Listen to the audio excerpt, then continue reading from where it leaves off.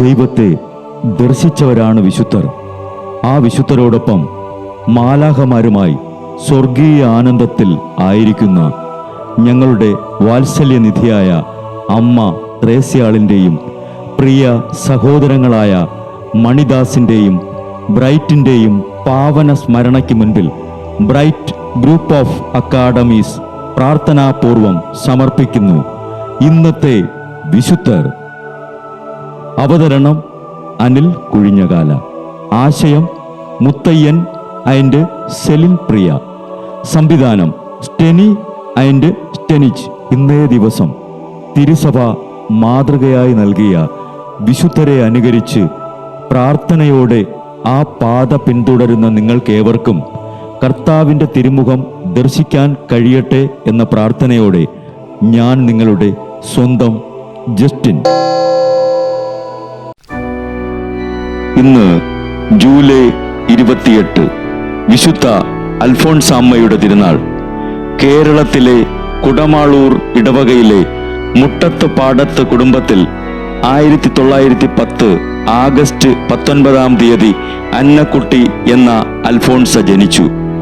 ചെറുപ്പത്തിലെ തന്നെ അമ്മ മരിച്ച അവളെ മാതൃ സഹോദരി അന്നമ്മയാണ് വളർത്തിയത്. ചെറുപ്പത്തിൽ തന്നെ ഒരു കന്യാസ്ത്രീ ആകണം എന്നവൾ ആഗ്രഹിച്ചിരുന്നു. 1927 ഭരണങ്ങാനത്തെ ക്ലാര മഠത്തിൽ പ്രവേശിച്ചു. 1928 ആഗസ്റ്റ് 2 ശിരോവസ്ത്രവും 1930 മെയ് 19 സഭാവസ്ത്രവും സ്വീകരിച്ചു. 1936 ആഗസ്റ്റ് 12 നിത്യവ്രത വാഗ്ദാനം നടത്തി.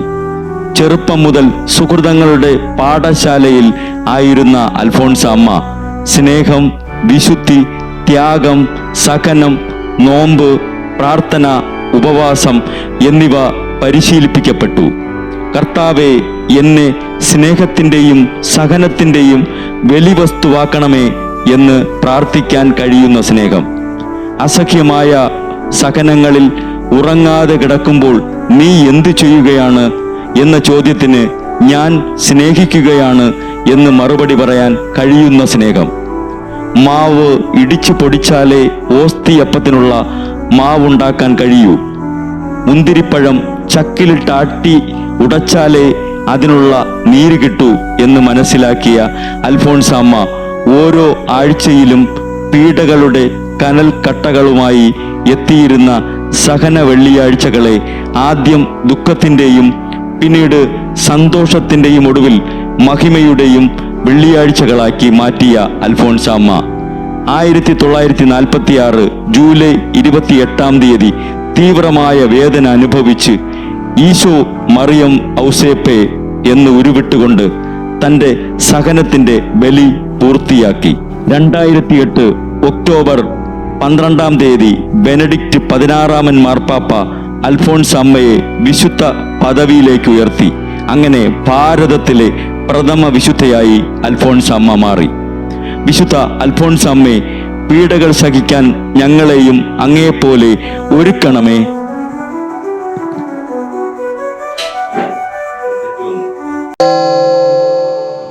ബ്രൈറ്റ് കുടുംബത്തിൽ നിന്നും കർത്താവ് തൻ്റെ മുന്തിരിത്തോപ്പിലേക്ക് വിളിച്ച് പൗരോഹിത്യം നൽകി അനുഗ്രഹിച്ച റവറൻ ഫാദർ ബിൽ ബ്രൈറ്റും സന്യാസത്തിലേക്ക് വിളിച്ച് അനുഗ്രഹിച്ച് മണവാട്ടിയാക്കിയ സിസ്റ്റർ മരിയ ജോസും വിശുദ്ധരെ അനുകരിച്ച് ഇവിടെ ഈ ഭൂമിയിൽ ആത്മാക്കളെ നേടാനായി ഇരുൾ വീണ താഴ്വരയിലൂടെ നടക്കുമ്പോഴും പൈശാചിക ശക്തികൾ വിടാതെ പിന്തുടർന്ന് പീഡിപ്പിക്കുമ്പോഴും മരണം നിഴലായി കൂടെ നടക്കുമ്പോഴും ദിവ്യകാരുണ്യം എപ്പോഴും ആത്മാവിന് കരുത്തേകും പോലെ തിരുവചനമെന്നും പാതയിൽ വിളക്കായി ജ്വലിച്ച് ആ ജ്വാലയിൽ അനേകായിരം ആത്മാക്കളെ നേടിയെടുക്കാൻ സകല വിശുദ്ധരെ, മാലാഖമാരെ ഇവർക്കു വേണ്ടി എപ്പോഴും കർത്താവിനോട് മാധ്യസ്ഥം വഹിച്ച് പ്രാർത്ഥിക്കണമേ.